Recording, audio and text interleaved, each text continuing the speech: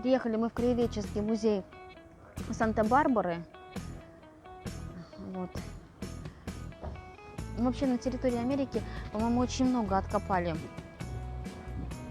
вот таких вот гигантских скелетов динозавров, поэтому здесь практически любой уважающий себя краеведческий музей имеет такую экспозицию. И даже маленькая Санта-Барбара стала исключением. В общем, музейчик очень приятный. В Музее естественной истории Санта-Барбары можно познакомиться со здешней историей не только в помещении, но и также на открытом воздухе. Сразу входит такой приятный садик. Очень уютное место. Это вот Вова рассказал, что это окаменевшая древесина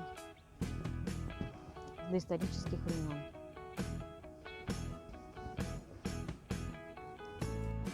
В музее находится одна из крупнейших сохранившихся коллекций плетеных изделий коренных американцев, созданных мастерами плетения корзин племени Чумаш. А вообще музей имеет около 3 миллионов экспонатов и имеет также активную исследовательскую программу с акцентом на морскую биологию. А вообще в музее находится около 10 крытых выставочных залов, посвященных естественной истории региона, включая птиц, насекомых, геологию, млекопитающих, морскую жизнь, палеонтологию и жизнь индейцев Чумаш.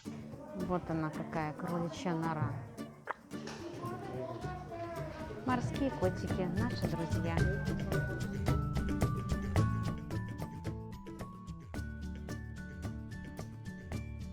Достаточно большая территория. И вот мы вышли уже из здания музея, из залов, экспозиции. Решили прогуляться по парку, который находится рядом с музеем. Вот маленький ручеек, речка. Очень приятно.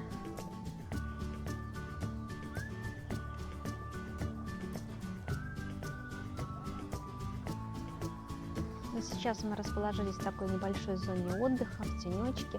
Сегодня такой жарковатый день выдался. Очень приятное место, много семейных пар с детьми.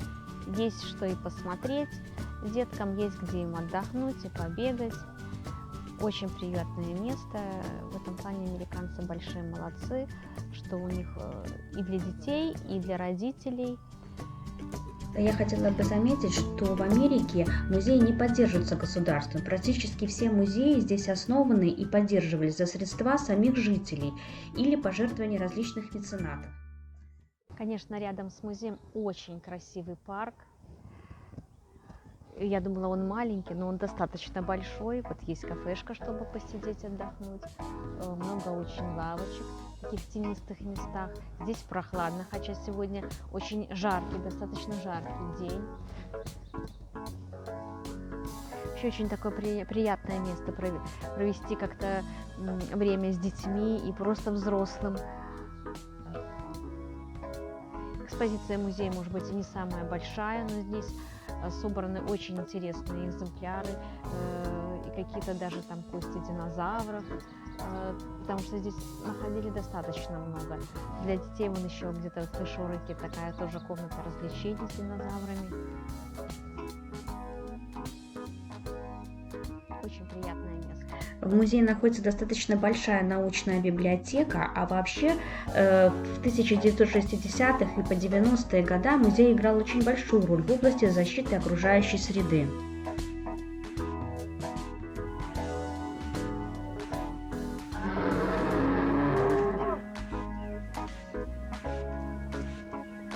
Корни основания этого музея уходят аж к 1880 году. Тогда выдающиеся жители Санта-Барбары, ученые-любители, основали свое общество и стали собирать свою коллекцию.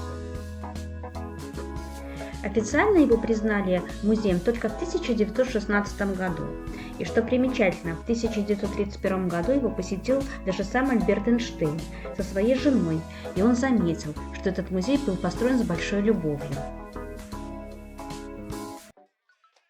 Потом мы решили просто прогуляться по улочкам Санта-Барбары. Санта-Барбара очень маленький, компактный городок, очень приятный, спокойный.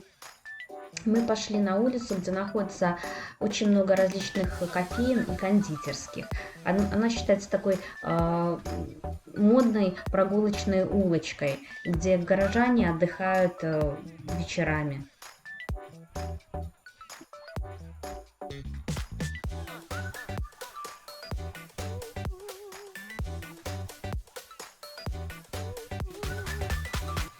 Рядом с Санта-Барбарой мы обнаружили тоже очень интересное место – Channel Island Harbor. Это гавань, пятая по величине для малых судов, а также прибрежный курорт и место для отдыха. Это такая своеобразная маленькая Венеция рядышком с Санта-Барбарой, калифорнийского разлива, так скажем. Застройка тут состоит из таких домиков на одну семью и таунхауса с железными переборками, которые выстилают ряд крохотных судоходных каналов. Сам жилой комплекс построен в 1987 году. Эта гавань интересна тем, что каждые 3 года здесь проходит фестиваль парусных судов. Это очень красивое зрелище. В фестивале участвуют от 2 до 5 тысяч небольших парусных суденышек и яхт. Это, конечно, привлекает множество туристов и посетителей. В 2013 году здесь открылся лодочный центр и яхтенный клуб. И также здесь ходит морское такси, которое может вас отвезти к островам. Хотя по информации из интернета я нашла, что здесь были проблемы с экологией, вроде бы здесь забрасывали какие-то отходы, но, я так понимаю, скандал уже улажен. И что самое интересное, это место облюбовали большие голубые и белые цапли, которые гнездятся здесь прямо на деревьях вокруг гавани.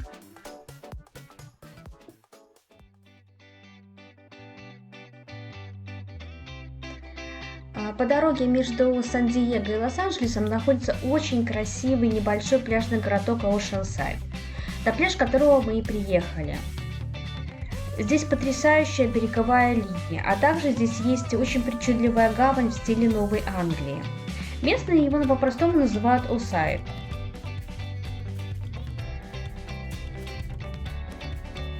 Ну а на этом у меня все. Очень надеюсь, вам понравилось мое новое видео.